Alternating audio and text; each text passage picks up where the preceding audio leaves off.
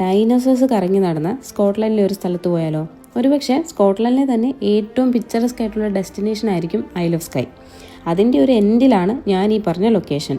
പലതവണ പല വെതറിലായി പോയ എനിക്ക് ലാസ്റ്റ് ടൈം ഒരു സർപ്രൈസും തന്നു. അതാണ് വീഡിയോൻ്റെ അവസാനം.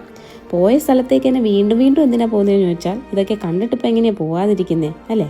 എനിവേ, യൂറോപ്പിലെ തന്നെ കടലിലേക്ക് ഡ്രെയിൻ ചെയ്യുന്ന 10 വാട്ടർഫോൾസിലൊന്നായ മെൽറ്റ് ഫോൾസാണ് ഈ കാണുന്നത്. അതിൻ്റെ ബാക്ക് ഡ്രോപ്പായി കാണുന്ന റോക്ക് ഫോർമേഷനാണ് കിൽട്ട് റോക്സ്. പിന്നെ ഈ അമ്പിളിയായിട്ട് നിൽക്കുന്ന എന്നെ നോക്കണ്ട, നല്ല തണുപ്പുണ്ടായിരുന്നു.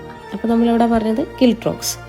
അതെ, 10th century Vikings pillar stacks പോലെ ഇരിക്കുന്ന റോക്സ് ആയതുകൊണ്ട് സ്റ്റാഫിംഗ് എന്ന് പേരിട്ടതും ഡൈനോസർ റിമെയിൻസും ഫുട് പ്രിൻസും കണ്ടുപിടിച്ച ഏരിയ കൂടിയാണിത്. ലോട്ടേഡ് വരുമ്പോൾ സ്റ്റാഫിൻ ബീച്ച് പോയാൽ അവിടെ സാൻഡ് സ്റ്റോണിൽ ഡൈനോസർ ഫുട് പ്രിൻസ് കാണാൻ കഴിയും. പിന്നെ ഞാൻ പറഞ്ഞ സർപ്രൈസ് ഇതാണ്, കംപ്ലീറ്റ് ഡബിൾ റെയിൻബോ. ഇനി എന്താല്ലേ വേണ്ടത്?